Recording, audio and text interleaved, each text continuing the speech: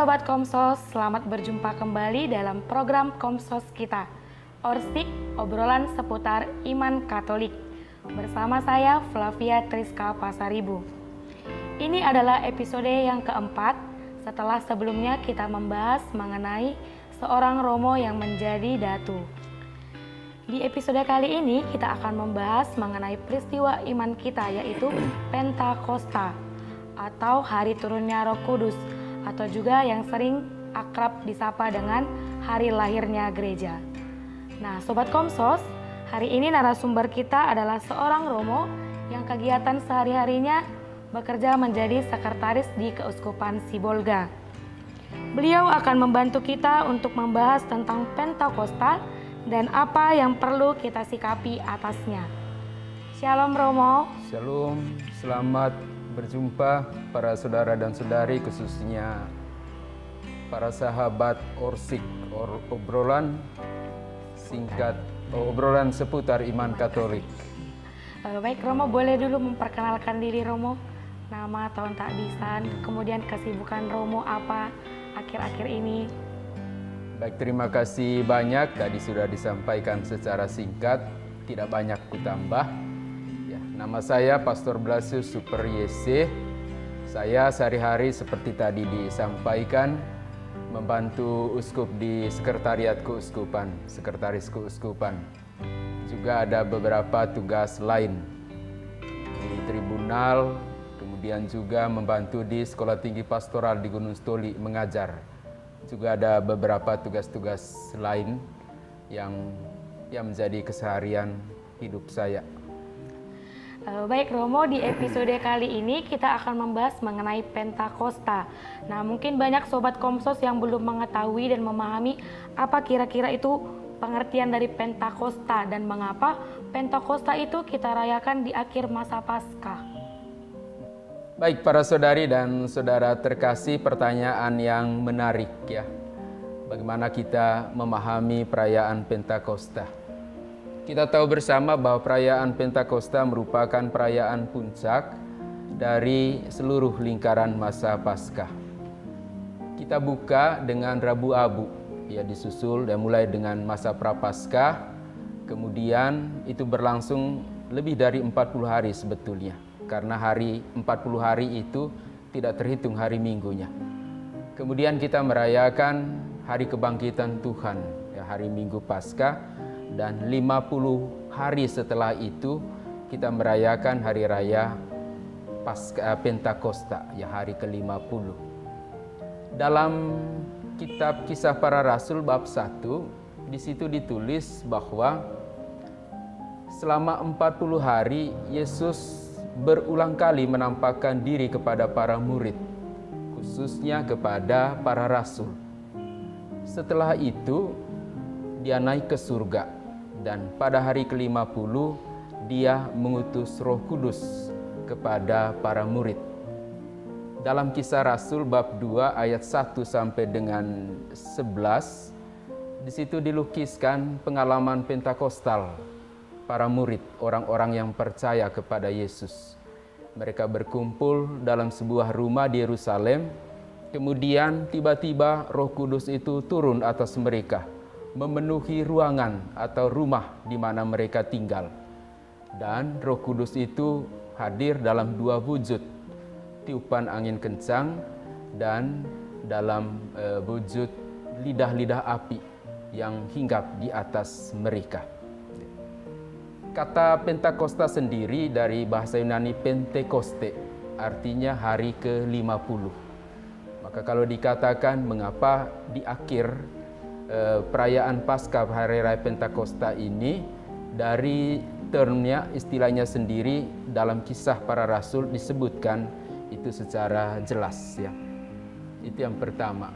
Lalu yang berikut menarik kalau kita melihat juga bagaimana perayaan Pentakosta dalam lingkungan orang Yahudi. Pasti ada latar belakang itunya. Dalam lingkungan orang-orang Yahudi, mereka juga merayakan Pentakosta, perayaan hari ke-50, yakni perayaan hari 50 setelah panen pertama gandum. Dalam lingkungan orang-orang Yahudi ada dua makna dari perayaan Pentakosta itu. Yang pertama perayaan syukur atas panen gandum, lalu yang kedua sebagai peringatan atas turunnya hukum Tuhan yang diterima oleh Musa di Gunung Sinai. Menarik kalau kita kaitkan dua makna ini dengan peristiwa Pentakosta yang dirayakan dalam kekristenan atau yang dialami oleh orang-orang percaya dulu sebagaimana dilukiskan dalam kitab Kisah Para Rasul itu. Ya, perayaan syukur ya bagi orang beriman, ya bagi gereja atau orang-orang yang percaya kepada Yesus, perayaan Pentakosta adalah perayaan syukur. Bersyukur atas kelimpahan berkat dari Tuhan, di mana Tuhan mencurahkan Roh Kudus ya. Dalam kitab Kisah Para Rasul di situ dikatakan Roh Kudus memenuhi rumah di mana mereka tinggal. Jadi sebuah situasi kelimpahan, ya kepenuhan berkat Tuhan. Maka suasana yang ada di situ adalah kegembiraan, syukur. Kira-kira seperti kegembiraan atau sukacita yang dialami oleh para petani yang mendapat panenan dari ladang mereka. Ya, hasil bumi mereka bersyukur, bersukacita. Kegembiraan seperti itu kira-kira yang dialami oleh para rasul ketika mereka menerima pencurahan Roh Kudus. Lalu yang kedua, ya kalau dalam lingkungan orang Yahudi, perayaan Pentakosta itu juga menjadi peringatan turunnya hukum Tuhan kepada bangsa Israel. Kita tahu bahwa hukum Tuhan itu merupakan pedoman untuk perjalanan mereka melintasi padang gurun menuju tanah terjanji. Jadi siapa yang taat, patuh pada hukum, pada perintah Tuhan, dia akan selamat sampai di tanah terjanji. Tuhan mengutus Roh Kudus ya ke tengah-tengah gereja, ke tengah-tengah umatnya, ke tengah-tengah orang percaya untuk menuntun mereka, mengarahkan mereka. Yesus dalam Injil Yohanes dia katakan, Roh Kudus akan diutus kepada kamu yang mengingatkan kamu akan segala sesuatu yang sudah kukatakan kepadamu.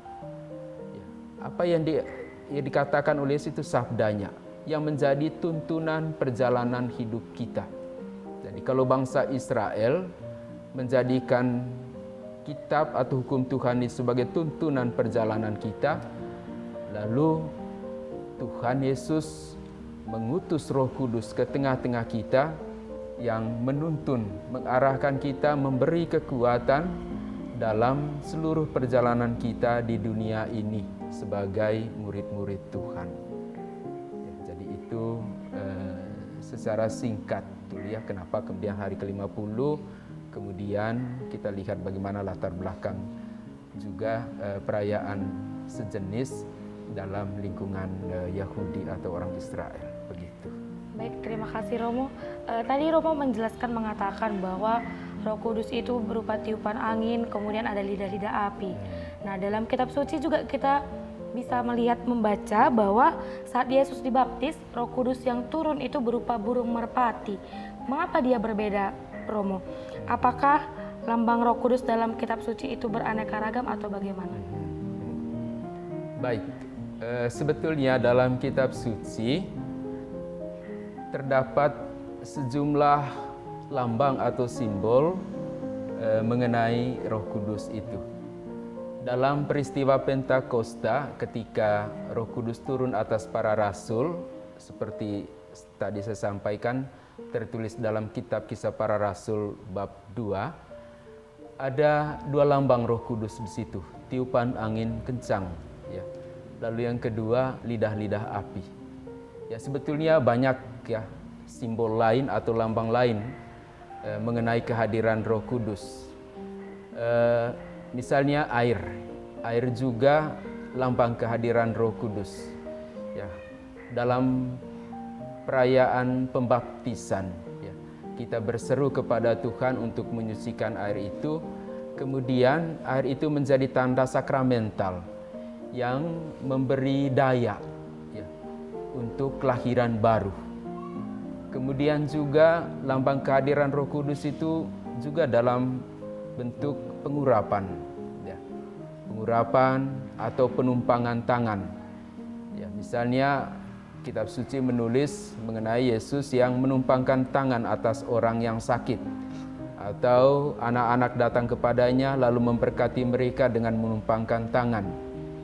Juga dalam bentuk atau lambang burung merpati. Ya, sebagaimana dialami oleh Yesus ketika dia dibaptis oleh Yohanes di Sungai Yordan.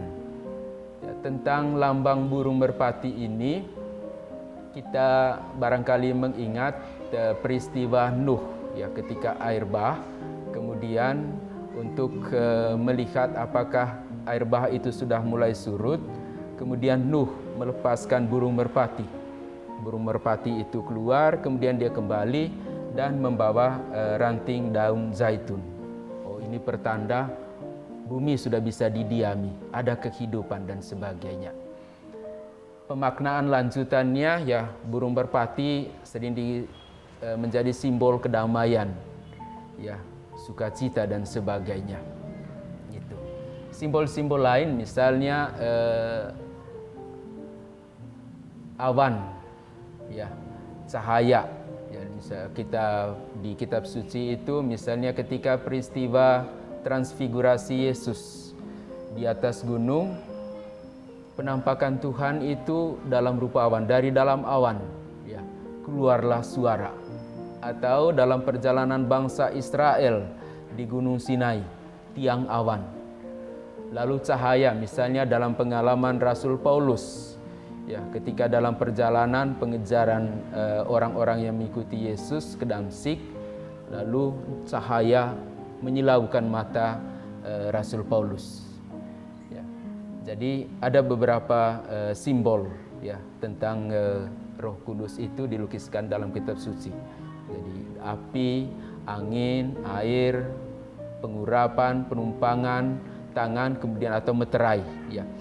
Itu terutama misalnya dalam penerimaan sakramen baptis, krisma dengan tabisan. Ya.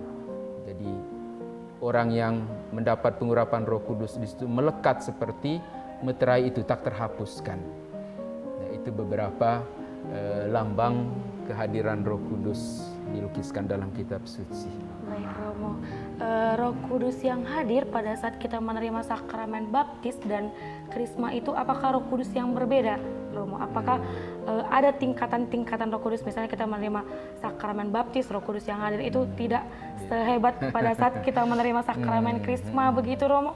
Baik, terima kasih banyak. Dalam ritus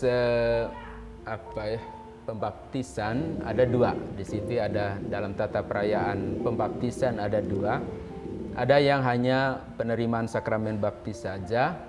Lalu yang berikut ada yang sekaligus dengan penerimaan 3 sakramen inisiasi. Ya, baptis, krisma, kemudian ekaristi. Kalau dalam pembaptisan bayi, ya, bayi itu juga diurapi dengan minyak krisma di ubun-ubunnya. Lalu kalau kita perhatikan di buku tata perayaan pembaptisan, di buku upacara berkat atau ada buku kecil yang dikeluarkan oleh diterbitkan oleh toko buku Nuksa Indah Ende. Di situ dikatakan ya, ketika anak itu hendak diurapi dengan minyak krisma di ubun-ubunnya, ya semacam pemberian 3 martabat ilahi kepada dia, ya. Jadi menjadi imam, nabi dan raja. Itu diungkapkan dalam rumusan awal di situ. Sedangkan dalam penerimaan sakramen krisma, di situ memang ditekankan soal misi, ya, perutusan orang yang bersangkutan untuk memberi kesaksian iman mereka. Ya. Maka sebagai ajakan awal sebelum doa, di situ ditulis, ya, sebagai Anda akan diurapi dengan Roh Kudus sebagaimana pada hari raya Pentakosta. Ya, Roh Kudus itu dicurahkan kepada para rasul. Maka dengan penerimaan Roh Kudus itu mereka diberi tugas dan tanggung jawab untuk memberi kesaksian iman mereka. Jadi kalau waktu pembaptisan itu, kalau saya perhatikan di buku tata perayaan itu, pemberian 3 martabat ilahi itu ya, imam, nabi dan raja. Kemudian pada waktu Krisma itu lebih pada tugas perutusan mereka sebagai saksi Tuhan, ya, saksi kebangkitan, saksi iman itu. Oh, begitu Romo. Rohnya roh yang sama, tidak beda ya. Iya. Roh Kudus kita hanya menerima Berarti satu. tidak ada tingkatan-tingkatannya begitu ya Romo. Kemudian lebih pada pemaknaannya itu apa yang kita lakukan setelah itu ya. Iya. Itu. Berbicara tentang Roh Kudus berarti kan itu termasuk ke dalam Trinitas ya Romo, Allah Tritunggal Maha Kudus. Nah, apakah Roh Kudus ini berasal dari Allah Bapa atau Allah Putra? Dari mana sebenarnya asal Roh Kudus Roh ini? Kudus itu ya. Baik, dalam sejarah pernah ada perdebatan. Bahkan kemudian ya perdebatan tentang ini ya, bahkan ini kemudian menjadi salah satu yang menyebabkan perpecahan antara gereja barat Katolik ya, Latin dan gereja timur Ortodoks ya. Jadi paham dulu ada perdebatan mengenai filioque ya, dari putra, yaitu dikatakan situ. Menyangkut ini ya. Perdebatannya begini, apakah Roh Kudus itu hanya berasal dari Allah Bapa atau hanya dari Allah Putra atau dari dua-duanya? Ya, itu perdebatannya dulu. Dalam rumusan panjang kredo kita, ya kredo Nikea Konstantinopel, di situ dikatakan, aku percaya akan Roh Kudus, Ia Tuhan yang menghidupkan. Ia berasal dari Bapa dan Putra, yang serta Bapa dan Putra dipuji, disembah dan dimuliakan. Ya. Jadi aku percaya akan Roh Kudus, Ia Tuhan yang menghidupkan. Ia berasal dari Bapa dan Putra, yang serta Bapa dan Putra disembah dan dimuliakan. Ya. Itu dalam rumusan iman kita, rumusan iman yang panjang dari Konsili Nikea Konstantinopel. Kita tidak perlu masuk terlalu jauh pada perdebatan teologis ya dulu ya, tetapi inilah rumusan iman yang kita terima, bahwa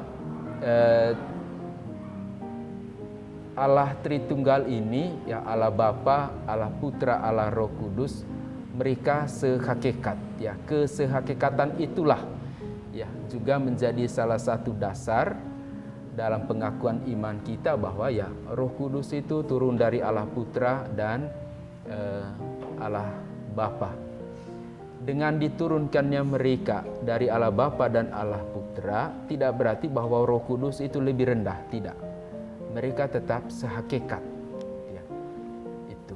Jadi dalam rumusan kredo kita dengan jelas dikatakan Roh itu berasal dari Bapa dan Putra.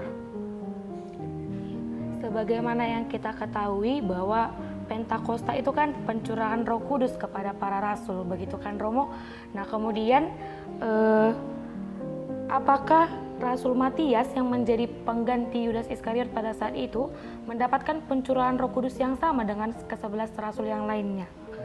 Dan mengapa Roh Kudus dalam peristiwa Pentakosta itu hanya dicurahkan kepada para rasul? Apakah hanya para rasul yang menerima pencurahan Roh Kudus pada saat hari Pentakosta itu, atau adakah orang lain yang menerimanya juga, Romo? Kalau kita perhatikan dengan baik dalam kitab Kisah Para Rasul bab 2, ya dalam terjemahan Indonesia dikatakan ya di bab 2 ayat 1 kalau tidak salah. Ya, semua orang yang percaya. Ya, jadi semua orang yang percaya mereka berkumpul dalam sebuah rumah. Kemudian tiba-tiba Roh Kudus itu datang memenuhi rumah itu. Ya, tadi saya katakan dalam wujud angin kencang, kemudian lidah-lidah api. Ya, jadi semua orang beriman, semua orang yang percaya. Ya. Kalau kita lihat ke belakangnya, kalau kita kaitkan konteksnya dengan di bab 1, memang di situ dikatakan setelah Yesus naik ke surga, para rasul ya kembali ke Yerusalem, lalu mereka bertekun sehati untuk berdoa bersama ya para perempuan lain dan saudara-saudara Yesus. Bahkan di situ hadir juga Maria. Ya. Itu berarti bahwa tidak hanya para rasul yang hadir ketika Roh Kudus itu turun atas mereka. Bagaimana dengan Rasul Matias? Dalam Kisah Para Rasul bab 1, ya, di situ dikisahkan pemilihan atas Matias sebagai pengganti Rasul Yudas. Ya. Jadi Rasul Petrus memimpin pertemuan dan di situ hadir 120 orang. Lalu Rasul Petrus ya dia jelaskan bahwa ya Yudas telah pergi meninggalkan persekutuan itu, perlu kita mencari penggantinya.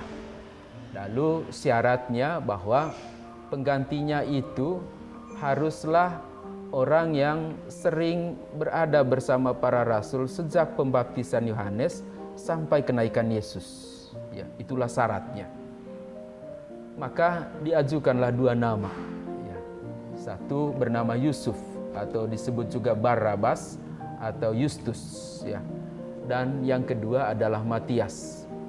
Pemilihannya ya dengan melakukan undian dan undian itu jatuh ya pada Matias. Ya. Itu di bab 1 dikisahkan. Kemudian pada bab 2, jadi kalau kita perhatikan struktur Kisah Para Rasul, lalu di bab 2 di situ dikisahkan mengenai turunnya Roh Kudus. Oleh karena itu dapat disimpulkan bahwa Rasul Matias juga hadir ya pada peristiwa Pentakosta. Jadi para rasul itu 12 orang, include di situ Rasul Matias bersama orang-orang lain ya, orang-orang percaya lainnya. Kesimpulan ini bisa juga diperkuat dengan bagian berikut. Setelah peristiwa Pentakosta dikatakan Rasul Petrus tampil di hadapan publik bersama ke-11 murid lain. Ya, itu berarti bahwa hadir Rasul Matias di situ ya dalam peristiwa Pentakosta.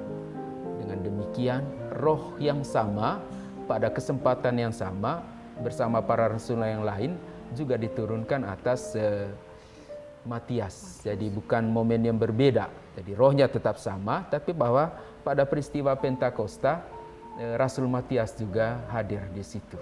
Iya. Jadi Matias itu bukan orang baru juga di ke-11 rasul lainnya, karena kan sudah mengikuti para Iya benar. rasul. Jadi itu syaratnya tadi kan orang yang bersering bersama para rasul sejak pembaptisan Yohanes atas Yesus sampai kenaikannya. Jadi bukan orang yang baru sama sekali.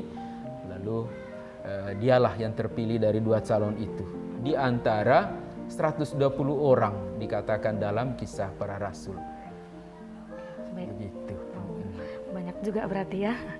Kemudian Pentakosta ini kan Romo dikenal juga sebagai hari lahirnya gereja. Berarti ketika Pentakosta terjadi di situ lahir gereja. Nah, mungkin Sobat Kompas juga bertanya, kira-kira pada saat Pentakosta itu gereja mana yang lahir? Apakah gereja Katolik atau gereja-gereja lainnya? Seperti itu, Romo. Oke, baik ya. Memang perayaan Pentakosta ya sering dikenal juga sebagai peristiwa kelahiran gereja. Ya. Gereja tentu yang dimaksud di sini adalah kumpulan orang-orang beriman, orang yang percaya kepada Yesus. Ya belum ada dulu perpecahan seperti terjadi sekarang ini. Bahkan murid-murid Yesus waktu itu belum disebut sebagai Kristen. Ya. Mereka disebut sebagai Kristen, ya orang Kristen itu di Antioquia. Itu berarti sudah di wilayah di luar Yerusalem, di Turki sekarang ini. Ya di situ baru mereka disebut sebagai Kristen, pengikut Kristus. Ya. Lalu bagaimana melihat peristiwa Pentakosta itu sebagai peristiwa kelahiran gereja? Ada beberapa hal yang hendak saya gariskan di sini. Yang pertama, orang-orang yang percaya yang hadir dalam peristiwa Pentakosta di situ, boleh saya katakan ada 2 kelompok. Ya. ada orang-orang yang sudah percaya kepada Yesus, ya para rasul bersama murid-murid yang lain yang mendapat pencurahan Roh Kudus, ya yang berkumpul dan sebagainya. Itu yang pertama. Lalu yang kedua adalah orang-orang yang percaya setelah mendengar khotbah dari Rasul Petrus setelah peristiwa Pentakosta. Ya, Petrus berkhotbah, kemudian setelah itu ada 3.000 orang ya bertobat. Ya, mereka percaya kepada Yesus dan memberi diri dibaptis. Ya. Mereka ini yang kemudian kita sebut sebagai gereja perdana. Ya, gereja pertama. Mereka inilah. Jadi orang yang setelah mendengar khotbah atau pengajaran dari Petrus, kemudian mereka bertobat dan memberi diri dibaptis. Ya, itu yang pertama. Lalu yang berikut, peristiwa Pentakosta adalah memenuhi ya seluruh misteri Paskah, ya perayaan misteri Paskah. Sebelum Yesus berpisah dari para murid, dia berjanji, ya, aku akan mengutus Roh Kudus yang akan menemani kamu, atau Allah Bapa akan mengutus Roh Kudus yang mengingatkan kamu akan segala sesuatu yang telah kukatakan kepadamu. Jadi Yesus pernah berjanji akan mengutus Roh Kudus yang akan menemani para rasul atau murid-muridnya. Dan dengan peristiwa Pentakosta terpenuhilah ya janji ini. Maka dalam peristiwa Pentakosta terungkaplah secara lengkap di hadapan murid-murid, di hadapan para pengikut Kristus atau orang-orang percaya, misteri Trinitas itu. Allah Bapa, Allah Putra, dan Allah Roh Kudus. Ya, itu. Ya, menarik ya Romo.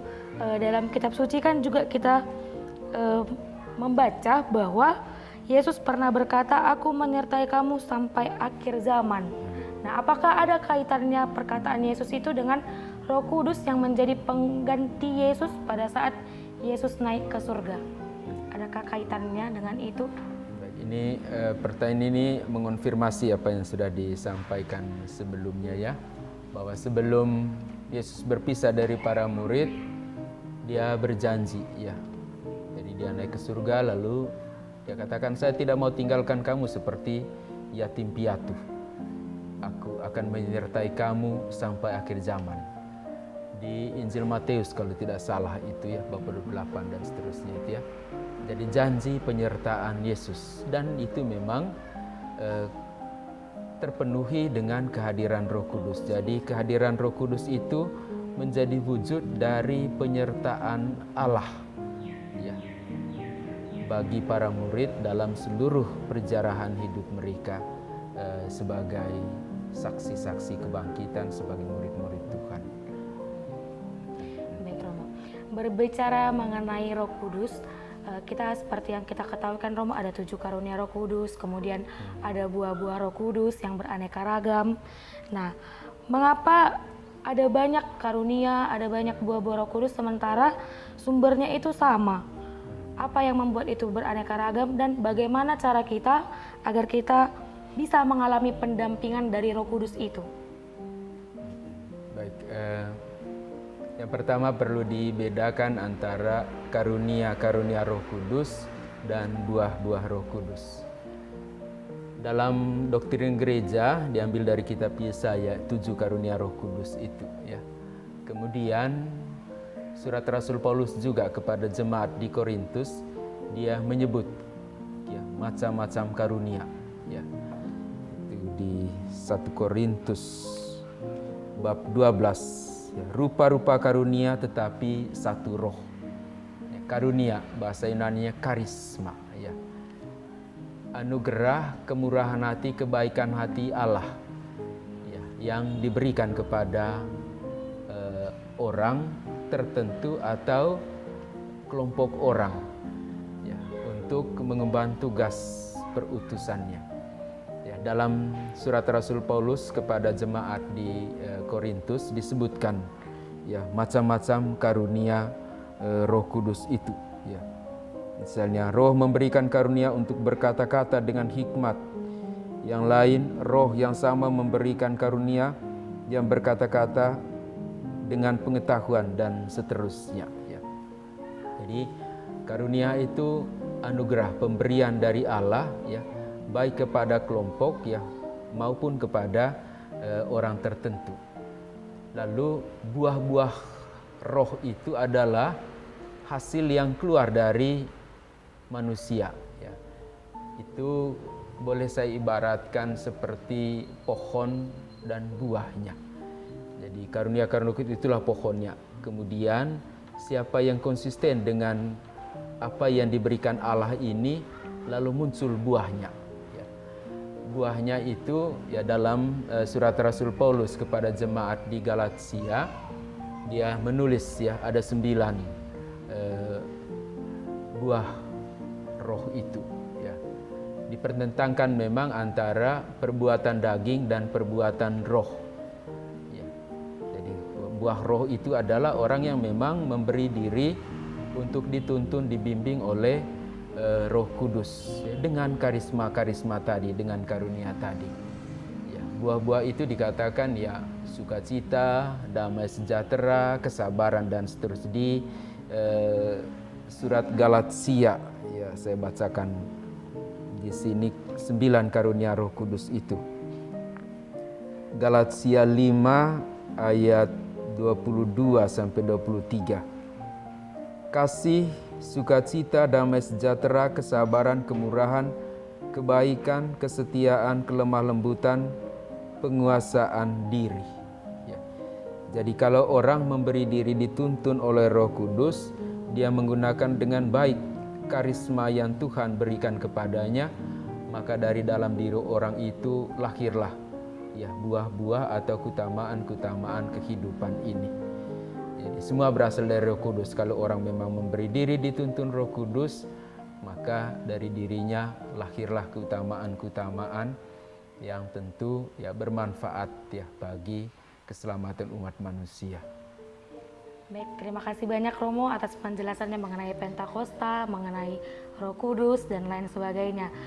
Mungkin sobat-sobat Komsos di rumah mau mendengar secara terperinci nih Romo, kira-kira kesimpulan apa yang perlu diimani, yang dipahami dan dimengerti untuk sobat Komsos sekalian, boleh disimpulkan Romo? Baik, terima kasih banyak. Seperti tadi saya sampaikan bahwa perayaan Pentakosta adalah perayaan syukur, perayaan sukacita. Kita pantas bersyukur, kita pantas bersukacita karena Allah menganugerahi kita Roh Kudus. Ya, roh yang menuntun, membimbing, menguatkan kita dalam perjalanan hidup kita sebagai murid-murid Tuhan, sebagai orang yang percaya. Hal yang perlu untuk kita adalah hendaklah kita terus membuka diri untuk dituntun oleh Roh Kudus. Membiarkan Roh Kudus masuk ke dalam diri kita, ke dalam hidup kita, dan membiarkan dia untuk mengarahkan seluruh perjalanan hidup kita. Bagaimana cara kita supaya hati kita terbuka pada kehadiran Roh Kudus itu? Yang pertama, seperti para rasul, bertekun dalam doa. Jadi kalau kita bertekun dalam doa, itu berarti kita memberi ruang bagi kehadiran Roh Kudus yang akan menuntun kita. Jadi hendaklah kita tekun menjalani hidup kita sebagai orang beriman, khususnya dalam doa, baik doa-doa pribadi maupun doa-doa bersama. Yang kedua, tekun membaca kitab suci, ya sabda Allah.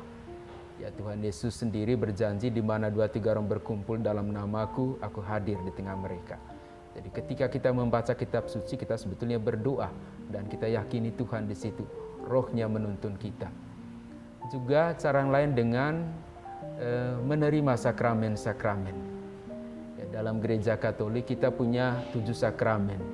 Tentu tidak semua kita terima, tetapi sakramen-sakramen yang sudah dapat kita terima, hendaklah itu kita ya misalnya hari Minggu menerima sakramen Ekaristi, datang ke gereja, sakramen tobat dan sebagainya. Ya, ini adalah cara kita untuk menjaga diri, menjaga hati, menyediakan ruang bagi kehadiran Roh Kudus. juga memperhatikan aturan-aturan gereja atau ajaran-ajaran gereja yang kita yakini. Ya, ajaran gereja itu yang disampaikan oleh bapak-bapak gereja, bapak uskup, paus, itu diterangi oleh Roh Kudus. Ya, itu akan menuntun kita supaya berjalan sesuai dengan tuntunan Roh Kudus itu. Ya, jadi pertama kita bersukacita atas karena Roh Kudus, tetapi bahwa kita juga harus berusaha supaya Roh Kudus itu tetap mengisi hidup kita dengan menekuni kehidupan kita sebagai orang beriman. Berdoa, membaca kitab suci, menerima sakramen, kemudian menekuni ajaran-ajaran gereja yang sangat bermanfaat untuk kita. Baik, terima kasih banyak Romo atas penjelasannya mengenai Pentakosta, terutama atas saran-saran, kemudian bagaimana cara kita untuk dapat pendampingan dari Roh Kudus. Baik Sobat Komsos, demikian obrolan seputar iman Katolik kita episode 4 kali ini mengenai Pentakosta. Untuk agar kita dapat menerima karunia Roh Kudus, mendapatkan buah-buah Roh Kudus, maka kita perlu berusaha dari dalam diri kita sendiri, membuka diri akan kehadiran Roh Kudus. Begitu ya Romo? Oke. Baik, sampai jumpa di episode obrolan seputar iman Katolik berikutnya. Shalom. Shalom, oke, selamat ya. Baik, terima kasih Romo. Oke.